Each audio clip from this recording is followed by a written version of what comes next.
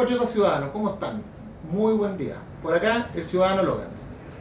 Oigan, como ustedes saben, conforme a mi propósito de llevar la ley a todos y a todas, hoy día vamos a hacer una serie de videos tendientes a contestar algunas consultas que me han llegado muchísimo en las redes sociales respecto a explicar el sustento legal del pacto del nuevo proceso constituyente y, por cierto, el proyecto de ley que hoy día se está tramitando en el Senado y que luego tiene que pasar a la Cámara de Diputados.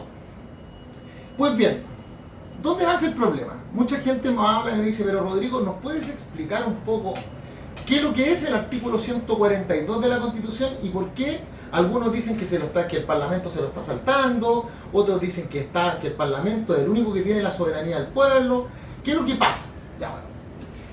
Para esto me remonto un poquito más atrás a la historia. Cuando parte el proceso constituyente del año 2020, ¿y por qué hago el parangón? Porque recuerden que nosotros vivimos un estallido social. En octubre del 2019, se llegó a un acuerdo el 15 de noviembre del 2019 por las fuerzas políticas en el ex Congreso Nacional. Y eso derivó en una ley, la ley 21.200, que es la que establecía el proceso constitucional. Y esa ley establecía una serie de pasos, un proceso, con puros pasos, para poder generar un proceso constituyente que tenía una votación, la elección de los convencionales, en el año 2020, para que estos tomaran posesión el 4 de julio del 2021 hasta el 4 de julio del 2022. ¿Correcto? Cuando se estaba discutiendo, a ver, para que nos vayamos al contexto, para que una ley pueda plasmarse y sea obligatoria para todos los habitantes de la República, esa ley tiene que pasar un proceso adentro del Parlamento. El Parlamento tiene dos ramas, la Cámara de Diputados y el Senado. Recuerden, no son dos cámaras, es la Cámara de Diputados y el Senado. Entonces, el proyecto de ley entra en una de las cámaras, se discute en general la idea, luego en particular cada uno de sus artículos y después pasa a la otra cámara. Si hay discrepancia entre ambas, así en rasgos generales, se nombra una comisión mixta, mitad diputados, mitad senadores, y el proyecto se aprueba o se rechaza. Si se aprueba, es ley de la República. Pero todo lo que pasa en el intermedio, o sea, todo lo que tiene que ver con el debate de cada uno de los parlamentarios, queda en registro en actas, en papeles. Y eso se llama la historia fidedigna del establecimiento de la ley. Por tanto, si uno quiere saber qué es lo que opinaban los diputados de la época, uno tiene que irse a la ley 21.200. Pues bien, esa ley, la ley 21.200, establece que se agregan nuevos artículos a la Constitución del artículo del 130 al 143, a la actual Constitución de la República. Y en el artículo 142 decía en su inciso final, a propósito del plebiscito constituyente, decía: si la cuestión planteada a la ciudadanía en el plebiscito ratificatorio fuera rechazada, continuará vigente la presente Constitución. ¿Qué es lo que quiere decir eso en lógica? Pensemos en lógica. Aquí no quiero que piensen ni como abogados, no. Es lógica, sentido común, solo sentido común. Aquí lo que quiere decir es, si el proyecto, después de haber hecho todo el proceso de haber nombrado a los convencionales y que estos convencionales redactaran un proyecto de nueva Constitución, es sometido a la votación del pueblo y el pueblo lo rechazare, continúa vigente la actual Constitución. La actual Constitución. Lo cual no significa en ninguna parte que no se pueda volver a generar un proceso constituyente nuevo, porque no hay ninguna norma que limite la soberanía de los pueblos para poder darse una normativa que regule sus relaciones al interior del Estado-Nación. No hay ninguna, porque los pueblos son soberanos, esa es la autodeterminación de los pueblos. Pero hay reglas, hay que cumplir reglas. Entonces, cuando usted va a cualquier orden, usted tiene que cumplir las reglas establecidas. Y cuando nosotros hablamos de esta Constitución, la Constitución tiene una norma que está en el artículo 5. Y la norma del artículo 5 se la voy a leer porque es súper importante. Dice: la soberanía, o sea, la capacidad de otorgarse una normativa en libertad de las naciones y pueblos sin intervención de externos, eso es soberanía, ¿vale? La soberanía reside esencialmente en la nación. La nación son todas las personas personas que están unidas por vínculos religiosos, políticos, económicos, sociales, culturales. Eso es una nación. Cuando la nación tiene una organización política y un territorio determinado, se llama Estado. Las personas adentro de ese Estado que pueden ejercer derechos civiles se llaman pueblo. Por tanto, nación, Estado y pueblo son tres conceptos distintos. Fíjense lo que dice el artículo 5. Dice, la soberanía reside esencialmente en la nación. Su ejercicio se realiza por el pueblo a través de plebiscitos y de elecciones periódicas y también por las autoridades que esta Constitución establece. Ningún sector del pueblo ni individuo alguno puede atribuirse su ejercicio. En el inciso segundo señala, el ejercicio de esta soberanía reconoce como limitación el respeto a los derechos esenciales que emanan de la naturaleza humana, es deber de los órganos del Estado respetar y promover tales derechos, garantizados por esta Constitución, así como por tratados internacionales ratificados por Chile que se encuentran vigentes. Entonces vámonos a la lógica. Si en el plebiscito de salida ganó la opción rechazo por un 62% del padrón electoral, 8 millones de personas, eso no significa, bajo ningún punto de vista, de que el proceso quede cerrado. Por tanto, el pueblo, la nación, podría darse nuevamente un proceso constituyente, pero tiene que darlo sobre las reglas, tiene que volver a respetar las reglas. Y la regla es que la soberanía reside en la nación, reside en la nación y se ejerce por el pueblo a través de plebiscitos. Por tanto, la lógica que nos da nuestra propia Constitución es que para que exista un nuevo proceso constituyente, tiene que haber un plebiscito de entrada. Caso contrario, se estaría infringiendo flagrantemente el artículo 5. Pero alguien me dice, ok Rodrigo, eso significa entonces que lo que está pasando hoy día en el Parlamento sería contra la norma. Evidente, en una primera mirada uno puede decir, sí, lo que hizo el acuerdo de la mesa constituyente adolece de varios errores, a juicio por lo menos mío, y habiendo leído esta norma. El primero es que no hay plebiscito de entrada, el segundo es que no se está pasando por alto lo que dijo el 62% de los chilenos en el rechazo. Sin embargo, alguien también podría decir, ok, pero el artículo dice y también, fíjense, es por el Estado a través del plebiscito y también, o sea, además, por las autoridades que esta Constitución establece. Entonces alguien podría perfectamente decir, a ver, pero también la soberanía se ejerce por las autoridades que tiene la nación, dentro de los cuales está el Parlamento. Por tanto, el Parlamento también podría ser depositario de esa soberanía para poder proponer un nuevo plebiscito. Quienes opinen eso tienen razón, porque para algo existe el Parlamento. Pero cuando hablamos del Parlamento, tenemos que hablar del Parlamento en su conjunto, ¿eh? No de los parlamentarios. Aquí creo que hay un error, es un error clásico que cometen muchos políticos o del mundo tradicional partidista, que piensan que un diputado individualmente considerado puede atribuirse parte de la soberanía, y eso está prohibido por la misma Constitución. Cuando habla de las autoridades, habla del órgano completo, Parlamento. El Parlamento tiene una voz corporativa.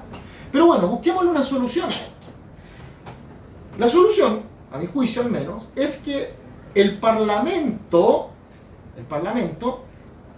haga un comunicado, entre ellos se reúnan para poder señalar de que ellos están ejerciendo la soberanía derivada.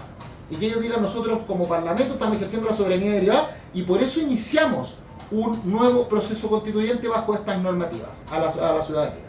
Pero para que eso pase, también hay elementos que hoy día tiene el proyecto de ley que deberían ser cambiados. Por ejemplo, el tema de los independientes. Hoy día los independientes, bajo el nuevo proyecto de ley, los independientes no pueden participar por sí solos, tienen que participar en un pacto con un partido político.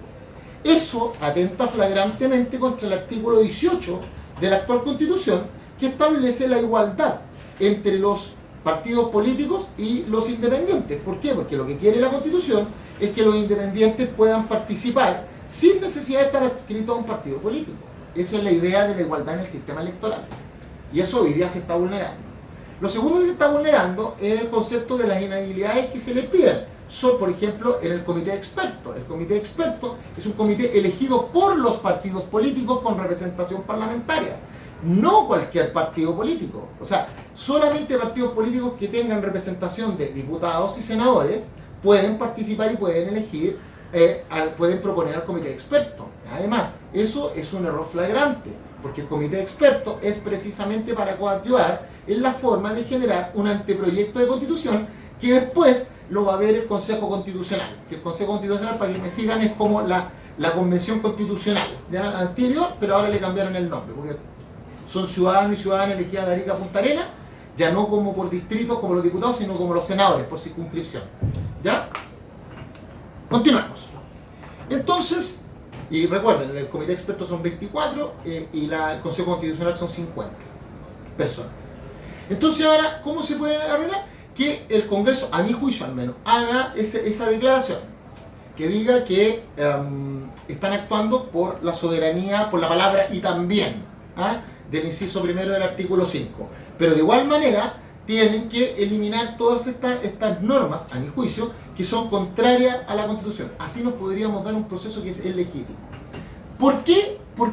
Mira, me han preguntado, me han dicho, pero Rodrigo, ¿pero por qué tú insistes en señalarle a la política, al mundo político partidista, de que hay que cumplir la ley, los procedimientos, y hay que cumplirlo de buena manera, tal como lo dice la Carta Fundamental? Porque si usted no los cumple, su decisión es ilegítima frente a los ojos de la ciudadanía, que también tiene una soberanía. Recuerden, la soberanía no reside en el Parlamento, no lo dice ahí. Dice la soberanía reside en la nación. Y se ejerce, o sea, ¿dónde reside la soberanía? En la nación. ¿Quién la ejerce? El pueblo, y también por la actividad. Pero la soberanía jamás reside en un diputado o diputada que pueda decir, esto se hace a la pinta mía. No, pues, no es así. ¿Ya? Y eso tenemos un problema de legitimidad. Pero el segundo problema que tenemos es un problema un poquito más grave a largo plazo. Miren, yo les acabo de leer el inciso segundo. Y el inciso segundo es el que dice que es un límite a la soberanía. ¿Y por qué es tan importante las palabras? El lenguaje construye realidades. Porque cuando tú dices que algo es un límite, significa que tú no puedes pasar más allá. Entonces dice que constituye un límite a la soberanía de la nación los derechos esenciales que emanan de la naturaleza humana, contenidos en la Constitución, así como en tratados internacionales suscritos y ratificados por Chile. Dice los derechos, no dice los tratados. En ninguna parte de la Constitución dice que lo que se protege son los tratados, no son los tratados. Eso lo intentó hacer el proyecto de nueva Constitución. La Constitución actual habla de derechos contenidos en tratados. ¿Eso qué quiere decir? Quiere decir que hoy día el derecho a la educación, la vida, igualdad en y ante la ley, libertad de culto y conciencia, propiedad, salud, educación, reunión, etcétera, libertad económica, el derecho a la privacidad, el derecho a la honra, inviolabilidad del hogar, el derecho a la seguridad social, todos esos derechos que son parte de ustedes, piensen en una bolsita. Yo tengo una bolsita y tengo todos mis derechos. Una vez que los derechos han entrado a la bolsita de los ciudadanos, el Estado no te los puede quitar. El Estado te los tiene que respetar, porque si nosotros le permitimos al Estado, y cuando digo el Estado, me refiero a el Poder Ejecutivo con el Presidente, me refiero al Parlamento, me refiero al Poder Judicial, me refiero a las municipalidades, a los gobiernos regionales. Eso es el Estado. O sea, cuando alguien me dice, no, pero es que, ¿qué es el Estado? El Estado es etéreo. Ni usted ni yo nunca vamos a poder tocar el Estado. El Estado son las personas que lo conforman. ¿Y quiénes son? Son nuestras autoridades electas. Entonces, hoy día, si nosotros les permitimos a uno de los poderes del Estado, funciones del Estado, que es el Parlamento, que se abrogue la soberanía pasando por alto la decisión del pueblo y no cumpliendo las normas, vamos a generar un precedente que es muy pernicioso, muy peligroso. Porque el día de mañana, el Parlamento, al ver que ya se saltó esa norma correctiva de procedimiento, el día de mañana podría ir a meterse con los otros derechos que tenemos los ciudadanos. Por ejemplo, el derecho a la libertad de culto, el derecho a la libertad de conciencia, el derecho a la educación de sus hijos, el derecho de propiedad, el derecho a la libertad económica, la relación entre la persona y el Estado, los ejes fundamentales del sistema constitucional chileno. Recuerden que hay ejes. Entonces, para que las constituciones no son al azar, las constituciones son una norma jurídico-política, porque una constitución no es igual que una ley, es la supraley, tiene un elemento político, de forma de entender la construcción de la sociedad. Usted les permite al Parlamento, y la Constitución fueron creadas como un límite al poder del Estado. Las constituciones son para beneficiar a los ciudadanos, no al revés. Las constituciones no son para beneficiar a los estados, porque el Estado es etéreo, el Estado son las personas que lo conforman. Las constituciones son para proteger a los ciudadanos, para que esos ciudadanos puedan ejercer esos derechos que tienen en esa bolsita y los ejerzan en libertad en sus interacciones con otros y puedan lograr su mayor realización material y espiritual posible dentro de este Estado-Nación. Para eso nacen las constituciones. Entonces, si usted permite que se salte la constitución, el día de mañana esos mismos poderes van a poder ir a quitarle derechos a los ciudadanos y los ciudadanos ya no van a poder decir nada porque permitieron el precedente, permitieron que lo hicieran una vez. Entonces, lo que trato de decir, para cerrar esta parte por lo menos del capítulo, tengo súper claro, ciudadano, que el Parlamento tiene una función.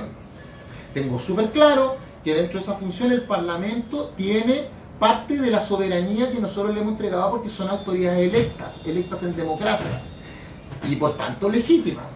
Tengo claro que el artículo 3 del Código Civil establece que solo toca al legislador explicar o interpretar la ley de un modo generalmente obligatorio. Solo el Parlamento, pero el Parlamento en conjunto, no los diputados senadores individualmente considerados. No porque 8 diputados se juntaron, o bueno, 4 más 4 presidentes de partido se juntaron en el Congreso, ellos no son la soberanía del pueblo.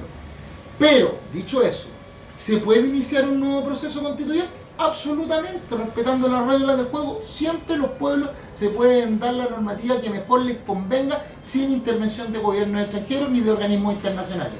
Por eso, Chile es soberano.